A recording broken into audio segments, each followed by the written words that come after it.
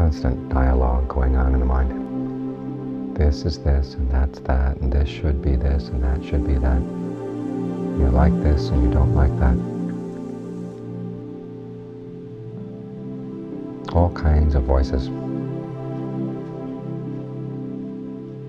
In a lot of cases, the voices are totally uneducated. They're just things we picked up from here or there. And we carry them around, and this is the baggage in our mind.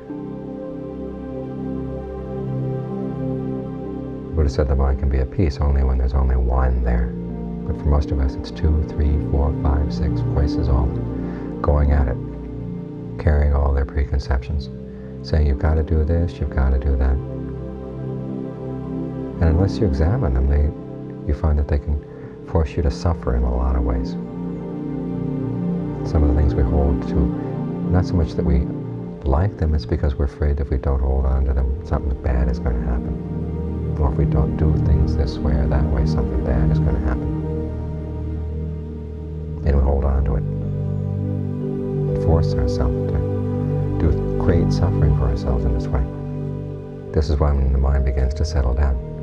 This is one of the big issues you've got to deal with, is the different voices in the mind that get in the way of it settling down. Some of them are just random voices.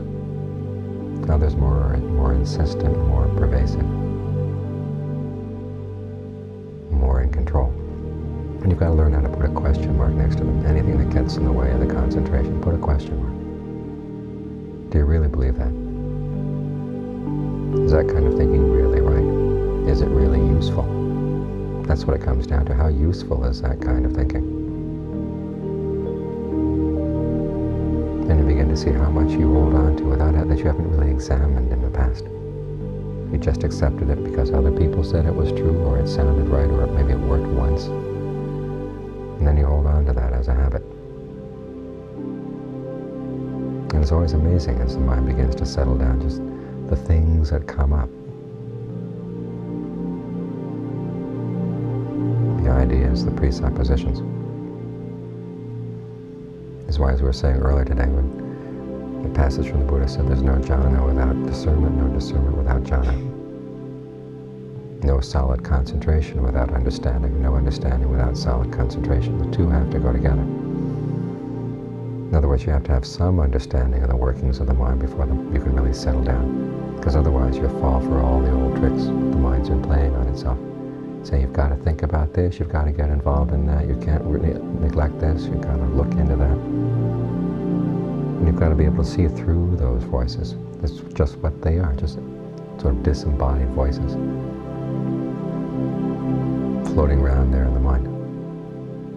And learn how to put a question mark, say, I wonder if that's really true. And then just put it aside and go about your work, focusing on the breath.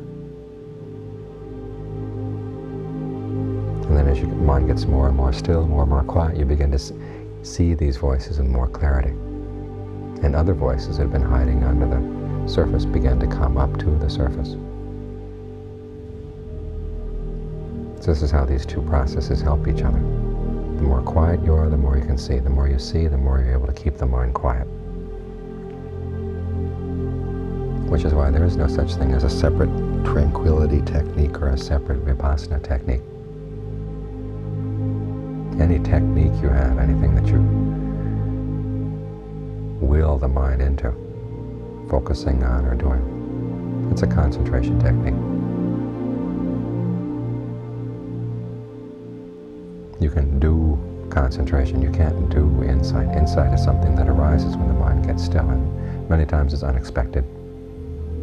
You can't map it out saying, well, first you're going to gain this insight, and then you're going to gain that insight. These things vary from person to person, what you happen to notice as you're doing your work. It's like the difference between an artisan and an artist. An artisan just has a particular technique, a particular craft that he uses, and he may get very good at it, but unless he gets the kind of understanding that develops the art, just stays as that, a craftsman, craftswoman. But if you begin to notice things, you say, well, how about this? Well, how about that? Questioning this, questioning that, trying this, trying that. It's that element of ingenuity in the practice that makes all the difference. When you don't keep following the same old patterns or falling for the same old ideas over and over again, when you learn to question them. This is why it's so important to be able to come out to a place like this, where you can get out of your ordinary ruts and begin to air out the mind. And start questioning the attitudes that seem to work so well in your daily life. But when you begin to take them apart, realize that you're creating an awful lot of unnecessary suffering for yourself. The Buddha points out that simply living as a human being involves pain. There's the pain of the body. There's the pain of having to be dependent on things. We have this body that needs sustenance. And in order to get sustenance, we have to work. Other people have to work. It's a real burden. That's simply a part of aging, birth, aging, illness, and death. But there's a lot of suffering that's totally unnecessary, the stuff that we inflict on ourselves through our own lack of skill in managing our minds. And that's something we can work on in the meditation. Learning how to deal more skillfully with issues as they come up. And recognizing patterns of thought that are skillful, that don't lead to suffering, and ones that are unskillful, that do lead to suffering.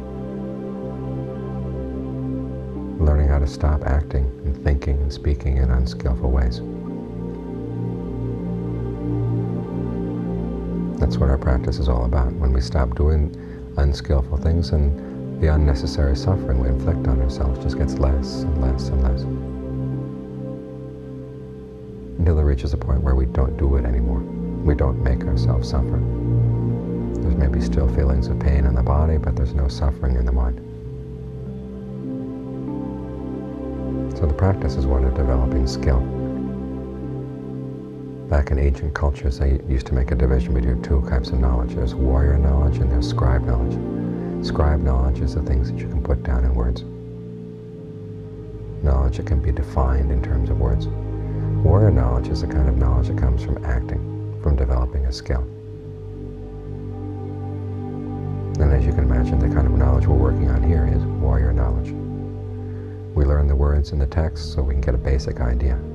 But the actual knowledge itself that we're working on is what comes from developing the mind. It's called bhavana maya panya in Pali. In other words, as you try to develop concentration in the mind, you begin to realize things about the mind you didn't realize before. As you develop mindfulness, as you develop persistence, all these qualities that you work on cultivating. When you do it, you begin to see things about the mind that were hidden previously. That's the kind of insight, the kind of discernment that's really going to make a difference. So as you're meditating, think of yourself as a warrior. You're working on skill. The survival of the mind with as little suffering as possible. That's what you're working towards. There are a lot of strange ideas about people have picked up about warriors, that you go in to attack everything as soon as it arises. That's a dumb warrior.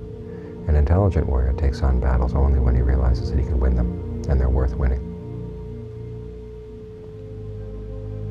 And at the same time, he uses, or she uses, whatever is at hand. Talk today about having to fall back on Buddha as being sort of primary school meditation technique. Well, if that's what you need, don't be too ashamed to use it. A good warrior isn't ashamed to use any weapon that works. Whatever weapons are needed for the task at hand, for the battle at hand, those are the ones you've got to use. Which is why a good meditator has lots of tools, lots of weapons on hand. Because the defilements, when they come, they don't all come in one shape or in one form. They don't attack from the same side. Sometimes they come from this side, sometimes they come from that side. Sometimes the mind feels lazy, other times it turns on itself and starts browbeating itself. Well, that's also a defilement, if it's not helpful for the meditation.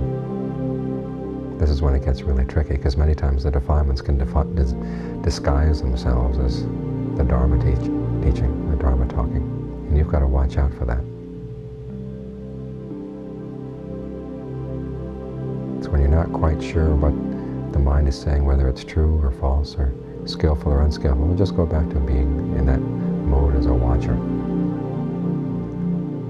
look at the thinking in the mind simply as a process of arising, passing away, that you don't have to get involved with.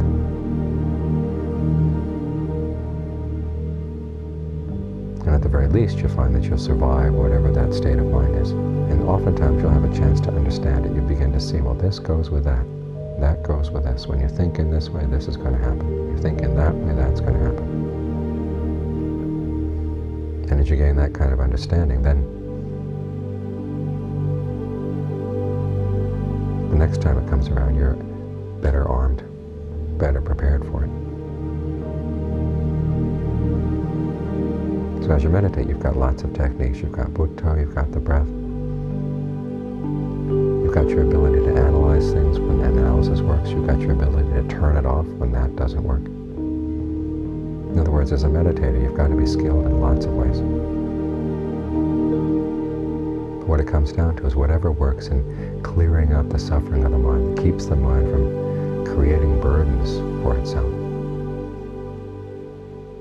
Whatever technique works, that qualifies as the Dharma. Whether or not it's in the text, whether or not you've heard it from the teacher, you find as you look back on it that the things that work all tend to fall into particular patterns. But the techniques that work may not necessarily be the ones that you'd expect, because where do your expectations come from? It comes from your past ignorance, in addition to your past knowledge.